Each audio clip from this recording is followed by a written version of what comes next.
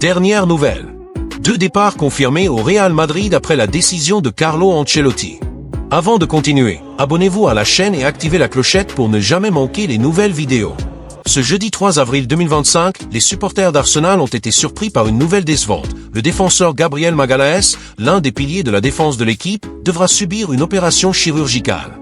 L'information, confirmée par le club londonien, indique que le joueur ne reviendra sur les terrains que lors de la prochaine saison, laissant les fans préoccupés par l'impact de cette absence sur les prochains défis de l'équipe. Selon le communiqué officiel d'Arsenal, Gabriel a subi une grave blessure à la cuisse lors de la victoire contre Fulham dans un match comptant pour la Premier League. L'incident, qui ne semblait pas si sérieux au départ, a été évalué en profondeur par l'équipe médicale du club, qui a opté pour une intervention chirurgicale.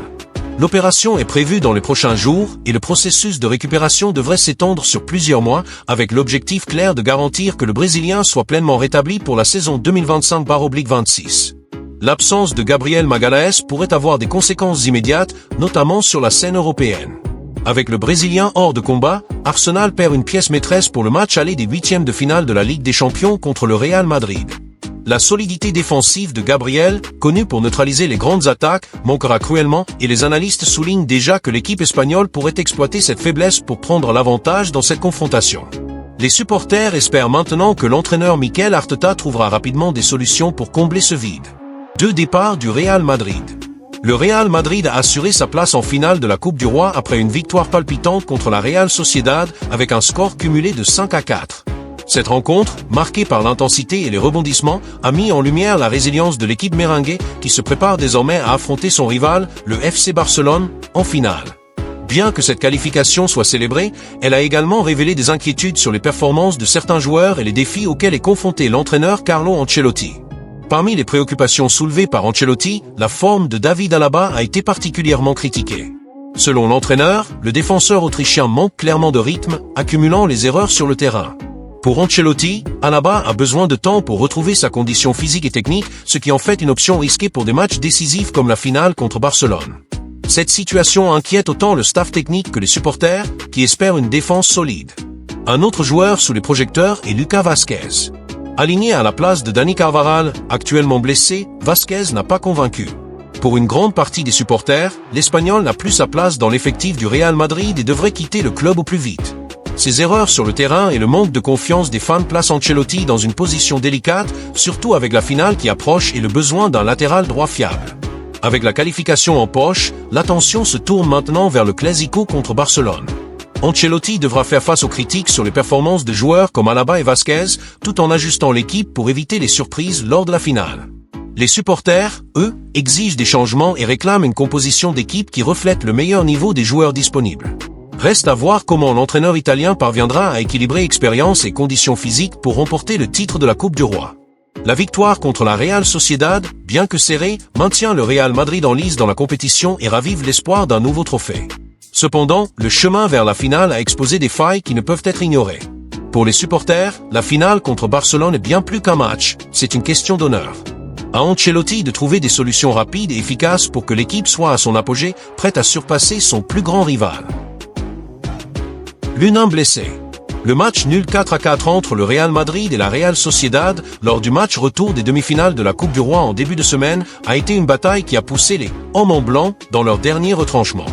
Après 120 minutes d'une intensité pure, le Real Madrid a sécurisé sa place en finale de la Coupe d'Espagne. Cependant, cette victoire a eu un coût élevé, laissant des traces visibles dans l'effectif. Le marathon de 120 minutes contre la Real Sociedad n'est pas passé inaperçu. Le vestiaire merengue est épuisé, les joueurs ressentant le poids physique et mental d'un match aussi éprouvant. Avec peu de temps pour récupérer, le Real Madrid se prépare maintenant à affronter Valence dans un match crucial pour le championnat espagnol. La fatigue pourrait devenir un adversaire aussi redoutable que l'équipe adverse. Le point principal du rapport de Picon concerne la situation du gardien André Lunin, qui a ressenti l'impact du match contre l'équipe basque. L'Ukrainien, devenu un élément clé dans les cages madrilènes depuis la blessure de Thibaut Courtois, a quitté le terrain avec une douleur musculaire qui s'est transformée en une élongation du muscle solaire.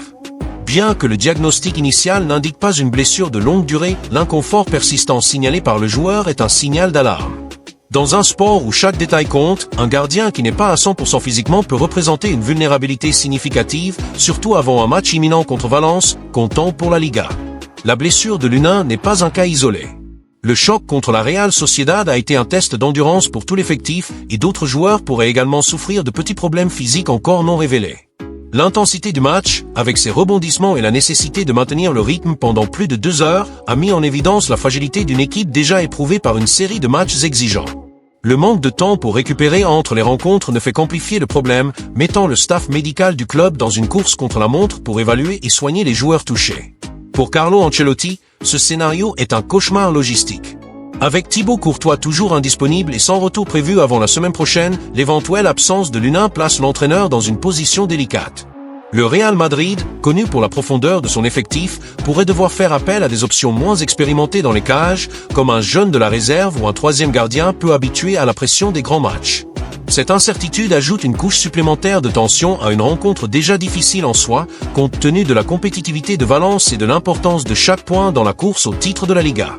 De plus, les blessures relancent le débat sur la gestion de l'effectif et le calendrier surchargé du football moderne. Le Real Madrid, l'un des clubs les plus sollicités d'Europe, dispute simultanément plusieurs compétitions, ce qui finit inévitablement par se faire sentir. La demi-finale de la Coupe du Roi n'a été qu'un chapitre de plus dans une saison marquée par des hauts et des bas, tant en termes de résultats que de disponibilité des joueurs. Le rapport de Picon rappelle que, même avec la gloire d'une qualification héroïque, le succès dans le football s'accompagne souvent de sacrifices physiques qui peuvent changer le cours d'une campagne. Alors que le club attend plus d'informations sur la gravité des problèmes physiques et l'évolution de l'Unain, les supporters madrilènes retiennent leur souffle. Ce qui devait être un moment de célébration pour la qualification en finale de la Coupe d'Espagne se transforme désormais en un test de résilience. Les blessures, combinées à la fatigue accumulée, aggravent une situation déjà complexe, plaçant le Real Madrid en état d'alerte maximale à la veille d'un duel crucial. Reste à voir si l'équipe parviendra à surmonter cet obstacle supplémentaire ou si le prix de la bataille contre la Real Sociedad se fera ressentir encore plus profondément dans les jours à venir. Andriy Lunin, le gardien ukrainien qui a pris la place de titulaire après la blessure de Thibaut Courtois, est désormais incertain pour le match contre Valence. Selon Picon, Lunin a subi une élongation du muscle solaire, un problème qui a persisté même lors de la journée de repos de l'équipe. Bien que la blessure ne soit pas considérée comme grave, l'inconfort ressenti par le joueur pourrait compromettre sa participation à une rencontre à haut risque en Liga. Le match nul 4-4 contre la Real Sociedad en demi-finale de la Coupe du Roi, bien qu'il ait assuré la place du Real Madrid en finale, a mis Carlo Ancelotti sous une pression extrême. L'entraîneur italien, connu pour son calme et son expérience dans la gestion de situations difficiles, fait maintenant face à l'un des moments les plus délicats de son second passage au club merengue. La combinaison d'un effectif épuisé après 120 minutes de jeu, de blessures inattendues et de l'approche d'un match crucial contre Valence en Liga crée un scénario qui met à l'épreuve non seulement ses compétences tactiques, mais aussi sa capacité à gérer les crises. Pour un entraîneur qui a tout gagné dans le football, les prochains jours pourraient être décisifs pour déterminer la trajectoire de la saison du Real Madrid. La situation la plus urgente qui pèse sur Ancelotti est l'incertitude dans les cages. Thibaut Courtois, le titulaire incontesté et l'un des meilleurs gardiens au monde, est hors jeu en raison d'une blessure qui l'a éloigné des terrains pendant des semaines. Son absence avait déjà propulsé Andriy Lunin sous les feux de la rampe, l'Ukrainien assumant la responsabilité de protéger les buts madrilènes lors de matchs à haute pression. Cependant, l'élongation du muscle solaire subie par Lunin contre la Real Sociedad a radicalement changé la donne. L'inconfort persistant du gardien, comme rapporté par Horace Picon, rend sa participation contre Valence incertaine et la décision finale ne sera prise qu'à la veille du match. Sans Courtois, qui ne devrait revenir que la semaine prochaine, et avec Lunin en point d'interrogation, Ancelotti risque de se retrouver sans ses deux principaux gardiens à un moment critique. Cette crise dans la position de gardien n'est que la partie émergée de l'iceberg. Le match contre la Real Sociedad a été une bataille physique et mentale qui a laissé des séquelles dans tout l'effectif. Les 120 minutes d'efforts continus, combinés aux rebondissements émotionnels du score, ont épuisé les ressources d'une équipe déjà éprouvée par une série intense de matchs. Ancelotti, qui a toujours privilégié la rotation des joueurs pour éviter l'usure, se retrouve désormais avec des options limitées. Le manque de temps pour récupérer entre le match de la Coupe du Roi et le choc contre Valence en Liga aggrave le problème, exigeant de l'entraîneur une gestion impeccable de l'effectif. Il doit décider qui est en état de jouer, même sans être au sommet de sa forme, et comment compenser les absences potentielles sans compromettre les performances collectives. Si Lunin ne peut pas jouer, les alternatives sont rares et risquées. Le Real Madrid pourrait faire appel à un gardien de la réserve, comme Luis Lopez ou Fran González, tous deux jeunes et peu expérimentés dans les matchs de haut niveau. Placer un novice face à Valence, un adversaire traditionnellement compétitif, serait un baptême du feu que peu d'entraîneurs souhaiteraient affronter. Une autre option consisterait à improviser un joueur de champ ou à précipiter le retour de Courtois, mais ces deux idées semblent improbables et désespérées. Ancelotti, connu pour son pragmatisme, travaille probablement en coulisses avec l'équipe médicale pour évaluer chaque détail de l'état de l'U19 dans l'espoir que l'Ukrainien puisse au moins être disponible, même s'il n'est pas au meilleur de sa forme. Au-delà de la question tactique, il y a aussi un poids psychologique sur l'entraîneur. Le Real Madrid est un club où l'attente de victoire est constante et tout faux pas peut déclencher une vague de critiques.